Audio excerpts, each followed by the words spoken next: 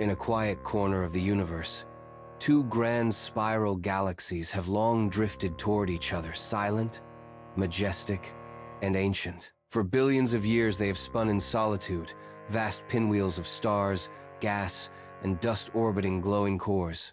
Each is a world unto itself, their arms extended in graceful spirals, cradling suns by the hundreds of billions. But gravity has long conspired to bring them together.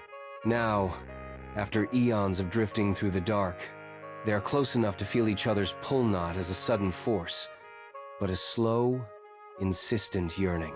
The outermost stars are the first to notice.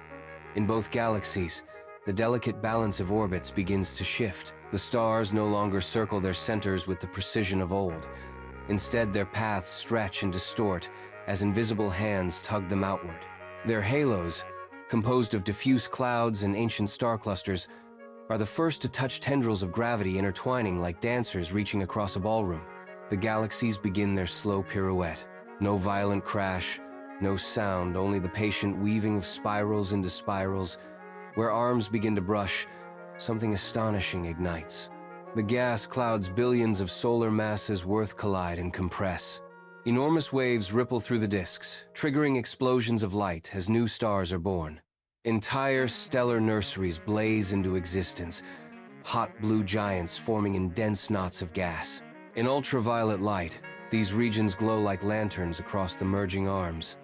The galaxy's elegant shapes begin to distort. Their arms stretch into wild tails, long arcs flung outward by the force of their encounter. These tidal tails carry stars far beyond the galactic disks, tracing their history in luminous threads. Some of these stars are flung free, exiled to the lonely stretches between galaxies, forever wandering.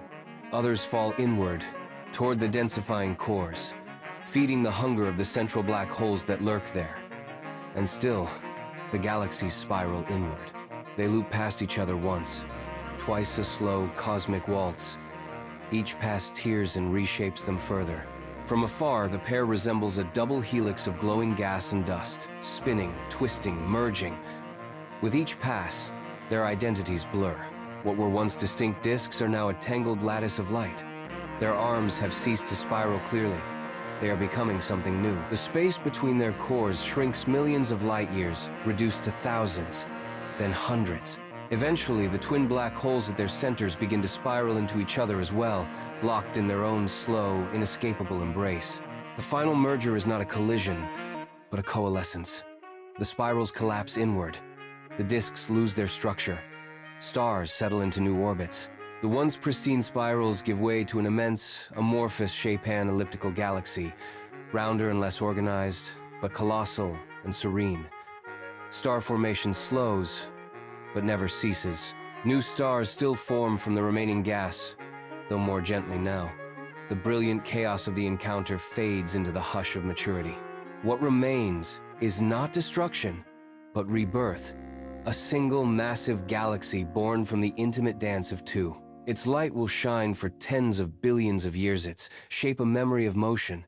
Its stars, the quiet record of a cosmic waltz once performed in the vast darkness. And somewhere, across the universe, another pair of galaxies begins to drift toward one another, their arms wide, their futures already entwined.